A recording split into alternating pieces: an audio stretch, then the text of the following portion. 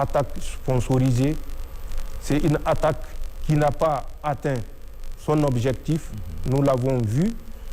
Pour la première fois, des terroristes sont sortis 72 heures pour faire une revendication. Manœuvre, c'est là où ça nous fait rire, avec un canevas. Jour J plus 1, jour J plus 2, 20h30, nous étions derrière l'aéroport international. 20h40, allez-y, voir. Il y a 5 points, avec une trentaine de sous-points. Depuis quand les terroristes s'encombrent avec des points et des sous-points? Et ils sont partis même jusqu'à faire un nota bene. Nota bene, nous ne sommes pas venus pour l'uranium. Mais qui leur a dit que l'uranium est à la base aérienne? C'est pour vous dire que les Nigériens apprennent à lire entre les lignes et à comprendre. Mais nous avons certes les moyens de lire entre les lignes, mais en plus des moyens entre les lignes, nous avons également l'expérience, quand même, ça me fait 41 ans de service militaire au profit de mon pays. Même si c'est une leçon que je retiens chaque mois, multiplié 12 par 41, vous aurez le nombre de leçons et de leçons militaires que j'ai retenues pour vous dire que nous savons ce que nous faisons et nous ferons face, Inch'Allah, à toutes les velléités. Monsieur le Président, dans la même lancée et de façon plus générale, d'abord, quelle appréciation avez-vous de la situation sécuritaire du pays, aussi bien en termes de perception que d'effectivité? Ensuite, qu'en est-il à ce jour de la montée en puissance de nos FDS en termes d'effectifs, d'acquisition de matériel, de formation et de capacité autonome d'action sur le terrain? Enfin, quelles sont les perspectives à envisager, Monsieur le Président? Pour ce qui est de la situation sécuritaire dans notre pays, nous ne jugeons pas ou nous ne décidons pas par perception. Nous sommes pragmatiques. Nous nous basons sur des faits. Et les faits, je viens de vous les citer. La réponse réservée à la tentative d'incursion à la base aérienne 101 et à l'aéroport international Diori Hamani de Niamey est une preuve supplémentaire de l'état de professionnalisme de nos forces de défense et de sécurité, qui ont, en moins de 20 minutes, je le dis et je le répète, repris le contrôle et qui ont, en moins de 20 minutes, engagé les mercenaires et les détruire dans la profondeur. C'est ce qui s'est passé et c'est ce qui fait ce narratif de 1h30 de combat, 2h30 de combat. Bien sûr, c'est 1h30 de combat, mais 2h30 de combat. Mais dans quelle disposition? Ça également, il faut le dire parce que beaucoup le méconnaissent. Quand vous faites l'objet d'une attaque, il y a une réaction. Cette réaction est conduite par un élément destiné. Nous concevons, nous planifions et nous conduisons. C'est ça la différence. Les FDS n'agissent pas par à peu près. Tout est planifié. Quand je vous dis jusqu'au taux d'attrition, quand je parle de taux d'attrition, c'est les pertes en vie humaine quand on prépare une opération. Nous déterminons à travers des calculs bien précis le taux d'attrition en fonction de la menace, en fonction des moyens que la menace utilise, en fonction de la doctrine de la menace. Nous calculons les taux d'attrition. Donc, l'attaque est une preuve supplémentaire du degré de professionnalisme de nos forces de défense et de sécurité, du degré de formation de nos forces de défense et de sécurité, du degré de réactivité ou de réaction pour termes militaires de nos forces de défense et de sécurité, des moyens appropriés dont disposent nos forces de défense et de sécurité. Tout moyen et professionnalisme qui leur ont permis non seulement de reprendre le contrôle en rétablissant l'intégralité de la base 101 et de l'aéroport international de Diori Hamani de Niamey, mais de poursuivre l'ennemi en le détruisant dans la profondeur. Renseignez-vous aux populations qui sont à 40, 50, 5 km autour de Niamey, ce qu'elles ont vu, ce qu'elles ont suivi. C'est un combat qui a continué jusqu'au lendemain.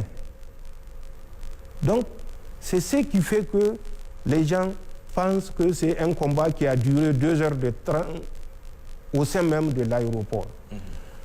Nous sommes convaincus, et j'espère que les Nigériens sont convaincus de la montée en puissance de nos forces de défense et de sécurité, des moyens dont disposent nos forces de défense et de sécurité. Et je l'ai dit, l'attaque devait donner suite à une série d'autres attaques, mais ceci n'a pas été exécuté pour ce que l'ennemi a constaté, pour ce que le sponsor ou les sponsors ont constaté. Donc, les forces de défense et de sécurité sont plus que jamais prêtes à défendre l'intégrité de notre territoire. Surtout qu'elles sont convaincues, et nous l'avons remarqué, à travers la mobilisation de la population autour de Niamey et dans Niamey pour accompagner les forces de défense et de sécurité. Le jour J, pour parler le langage des sponsors des mercenaires, et les jours J plus 1 plus 2 jusqu'à aujourd'hui également, où nous continuons, en plus de ceux que nous avons neutralisés, à interpeller les collaborateurs, les complices, en plus de ceux qui ont été capturés sur le terrain des combats. Voilà ce que je peux vous dire sans rentrer dans des détails, puisque c'est ces détails-là que l'adversaire utilise contre nous et qu'il projette ou en tout cas revoit sa planification. Les forces de défense sont prêtes. La montée en puissance n'est pas une vue de l'esprit, n'est pas de la démagogie. Ceux qui s'y étaient frottés ont compris. Ce n'est pas qu'ils se sont fait piquer, ils se sont fait transpercer. Voilà ce que je peux vous dire par rapport à cette question. Oui. En décembre dernier, le président Assimi Goïta, alors président de la Confédération, avait dit que l'AES est prête pour une guerre de haute intensité. Pouvez-vous nous dire, Monsieur le Président, à quel niveau de préparation sommes-nous? Est-ce à dire que l'ordonnance portant mobilisation générale participe de cette idée? Et justement, quel est le contenu exact de cette ordonnance? Vous avez bien dit, le général d'armée Assimi Goïta a dit que nous sommes prêts. Notre montée en puissance, je l'ai dit, n'est pas une vue de l'esprit. Quand le président de la Confédération en exercice dit que nous sommes prêts, c'est que nous sommes prêts. Nous n'avons pas attendu le jour du 23 décembre 2025 pour dire que nous sommes prêts. Nous nous sommes préparés pour être prêts au moment où le président Assimi Goïta a fait cette déclaration. Et la stabilité que vous observez, malgré l'acharnement, c'est parce que vous ne savez pas ce que personnellement je sais, ce que le président Assimi Goïta sait, c'est que le président Ibrahim Traoré sait de l'acharnement des sponsors de ces mercenaires, des dessins macabres de ces sponsors. Pour nous, le défi n'est pas les mercenaires. Le défi, c'est les sponsors de ces mercenaires-là. Et nous sommes conscients que les mercenaires bénéficient de soutien matériel, financier, en armement, en renseignement, de très grandes technologies de la part de ces sponsors-là. Je vous le détaillerai, Inch'Allah, dans les questions à venir. Donc, le président Assimi Goïta, quand il fait cette assertion, c'est pas que ce jour-là que nous allons nous préparer pour monter en puissance. C'est un constat qui a conduit à la présentation de la force unifiée, qui est l'expression justement de cette montée en puissance, dont l'effectif a été revu à 6 000 hommes au lieu de 5 000 initialement prévus. C'est conscient de la capacité de nuisance de ces sponsors-là que nous avons réaménagé notre dispositif sécuritaire commun et que nous avions réadapté également l'organisation de notre force unifiée pour qu'elle puisse faire face à toute menace au profit des peuples du Sahel. Donc, c'est un constat visible sur le terrain. Rappelez-vous de la vaine tentative de l'étouffement de Bamako. Souvenez-vous des chapelets d'action contre le Burkina. Souvenez-vous de l'attaque de l'aéroport international Diori Hamani de Niamey qui devait être suivie, comme je l'ai dit, à l'instar du 1er juillet 2025 au Mali, de 7 autres attaques sur notre territoire, dans l'objectif ultime de montrer que nous sommes des incapables et que les putschistes ne peuvent pas diriger ces pays. Les conclusions, nous les laissons à l'adversaire, mais notre montée en puissance n'est pas comparable à la force en attente de la CEDEAO que nous attendons depuis 1990 et 36 ans après, elle est toujours en attente.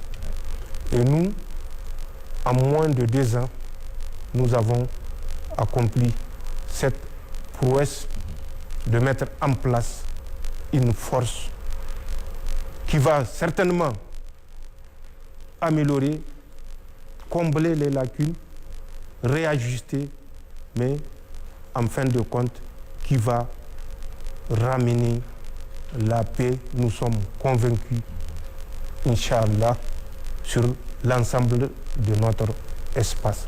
Donc la montée en puissance, ce n'est pas une vue de l'esprit, c'est une réalité dans le Sahel, particulièrement au sein de la Confédération. Sur l'ordonnance portant mobilisation générale.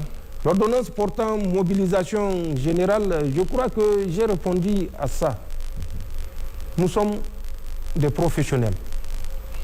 Nous savons les défis auxquels nous faisons face et nous savons l'ampleur des défis, puisque nous savons ce que nous savons et nous savons ce que beaucoup de Nigériens ne savent pas. Et c'est ça la différence.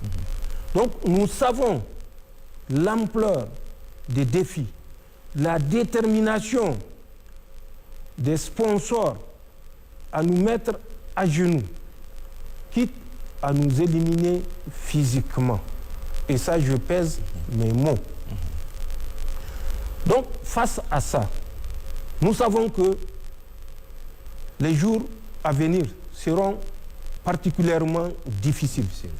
Non pas parce que nos forces de défense et de sécurité ne sont pas adaptées, ne sont pas puissantes, ne sont pas professionnelles, ne sont pas dotées. Non. C'est, tant que je dis, sera difficile parce que nous connaissons l'agenda de l'autre. La mobilisation générale s'inscrit dans ce sens. L'ordonnance du 26 décembre 2025, la 42, c'est une disposition